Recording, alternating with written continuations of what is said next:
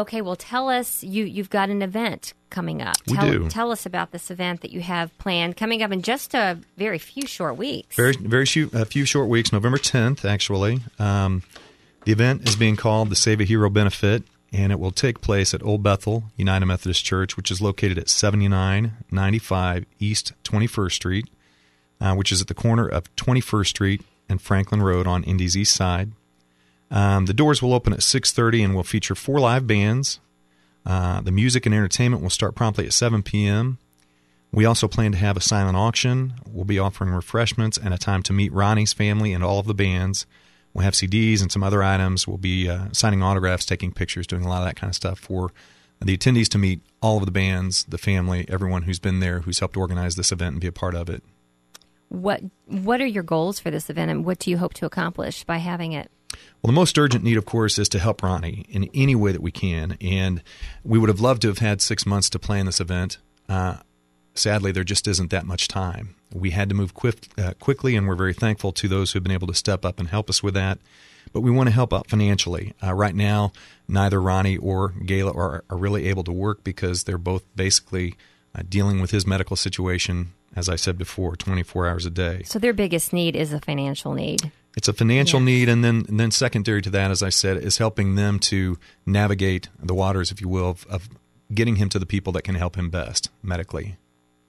Okay.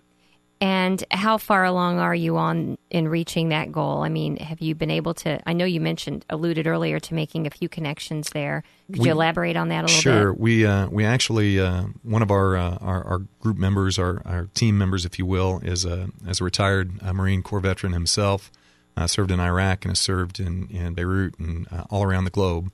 And he is involved in our political system, if you will, knows a number of senators and folks. And he's looking into the possibility of getting our senators in contact with the senators in the state of Texas, just to make sure, again, that everything that should be available to Ronnie is truly available. We've kind of hit some snags here and there. We're getting information through the family, and it sounds like there's some things that aren't as they should be. So what we're trying to do is to cut through that. We have another member of our team who's a registered nurse, does a traveling nurse program, works all around the country with doctors and medical personnel from area hospitals, and knows a number of people in positions that can help us out with that as well. So we're really plugging in to that area as well and using her to navigate through that as well. Well, it sounds like you have some really good key people on your team, and Absolutely. You're certainly networking as much as you possibly can to help them. Can you share with us a little bit about the local talent you have on board? I know you mentioned you have some bands. Very excited Anybody about. that we're familiar with? Absolutely. I have a number of artists that will be performing that night. They're all very accomplished and have performed not just here locally, but really around the United States with a number of national acts.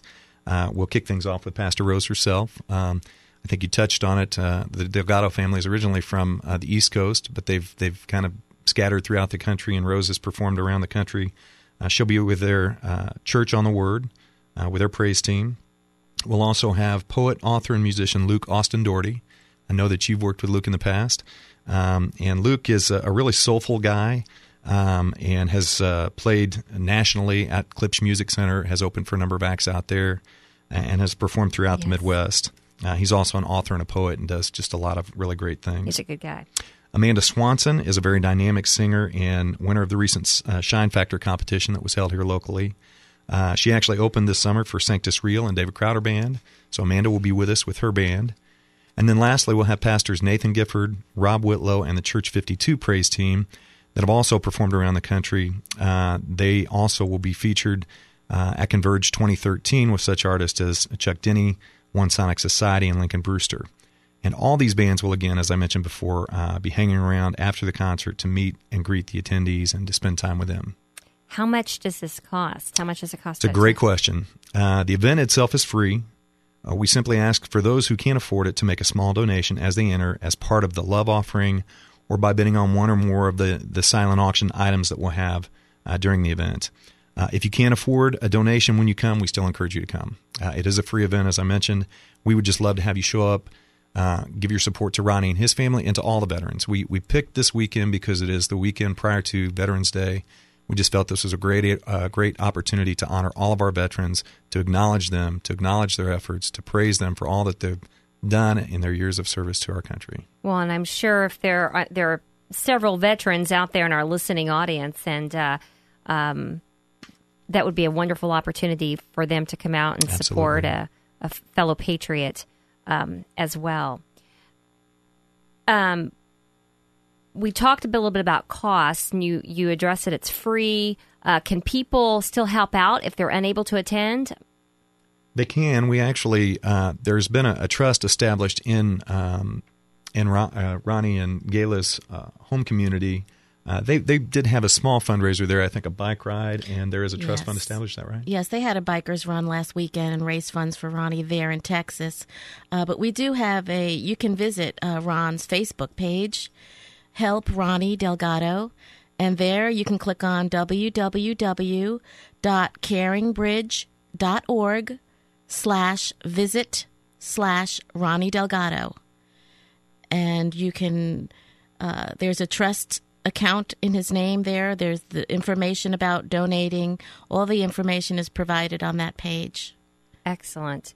Can you give us that website one more time, Rita, just in case people didn't get it written down? Sure. If you go on Facebook page under Help Ronnie Delgado, and then you can click on www.caringbridge.org/visit/Ronnie Delgado.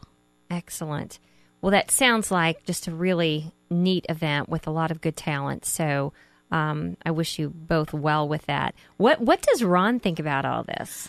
Oh, Ronnie feels very, very blessed. He is so grateful to have so many people who are hearing his story and doing what they can to reach out and help him. Are you going to videotape it so that he'll be able to see it? We are considering that and are certainly going to make every attempt to do so. In addition to videotaping, we also hope to have either Ron available by Skype the evening of the concert, Excellent. Or at least a videotape message from him personally to thank all those in attendance. Excellent. Speaking of Ron, does he have a message that he would like to share with you today? I'm sure he knows you're doing this program. Yes, he does. Yes. I spoke with Ronnie a couple of nights ago. He definitely wants me to thank everyone for their well wishes and for all of their prayers.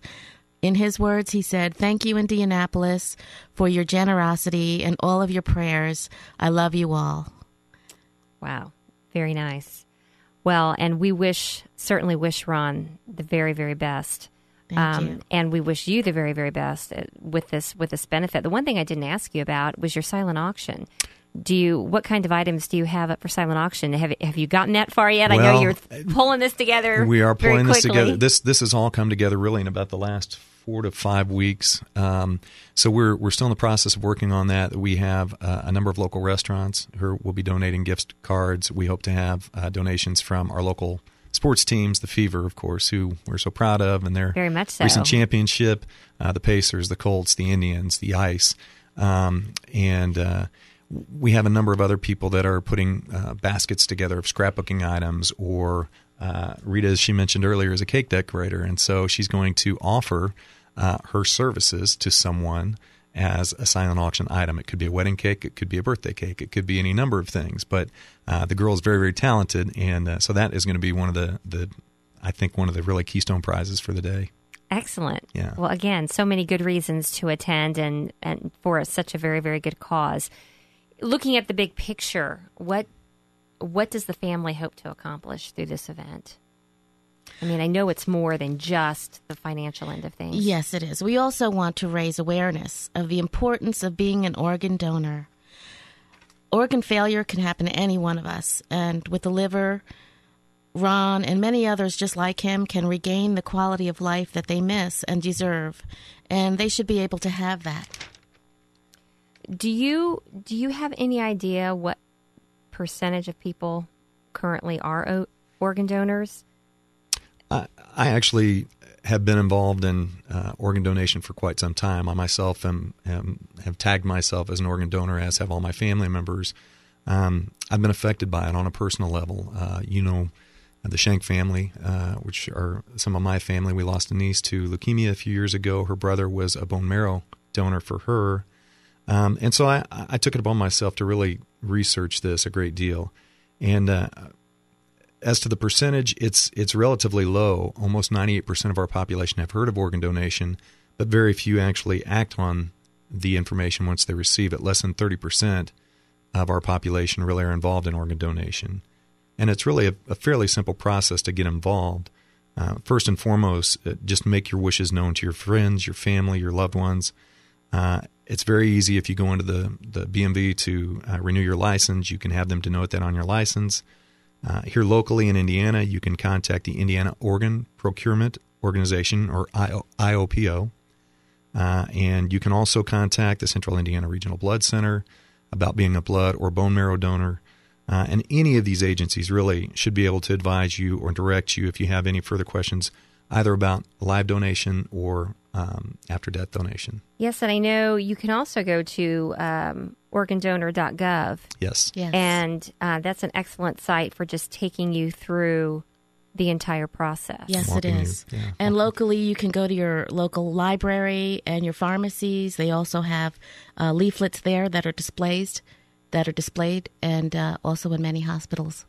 Well, I know some of these sites, too, talk about reasons why people don't donate organs, being afraid that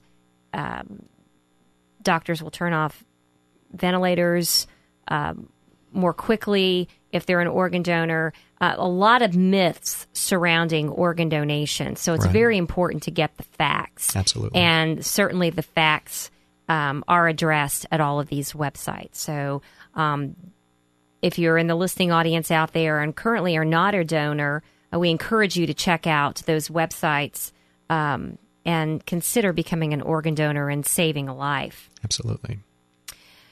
All right. I'm so happy to have had you both here today.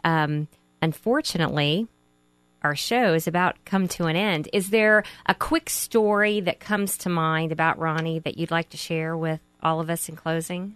Well, there really isn't just one story. His story, it's all about Ronnie's heart. What makes my brother tick is his love for helping other people. He just has a heart that's so giving and so caring. It's just his nature to give. He's a donor. He's an organ donor himself. He's just a giver. He's just a wonderful, loving person, very humble, very quiet man who doesn't ask for much. You know, he's just a great person. Well, I tell you what, his battle, although he still fights this battle and he awaits a new liver, he is a true American hero, and you listening, all of you out there listening, can help. You can help by attending the upcoming benefit or making a contribution of your own. I mean, Rita, I think you stated it beautifully in a letter that you wrote telling Ron's story. You said, and I'm quoting here, "Let's all do what we can to help save Ronnie Delgado. He sacrificed his life every day during that war to help save the lives of others. Let's not leave him behind. Let's save a hero." And yes, he is a hero indeed. Rita, Stan, thank you so much for joining us today. Thank you, Donna. Thank you so much. So glad to have you here. I'm Donna Jones, and I want to thank our executive producers, Matt Hiblin, Angeli Rennick-May, as well as our in-studio engineer, Todd Meyer, for making this program possible. And to our listening audience, I want to thank you for tuning into Spotlight Indianapolis. And as you step out into the day, make someone else's by sharing a smile. You'll feel better, and so will the person you shared it with. See you next time.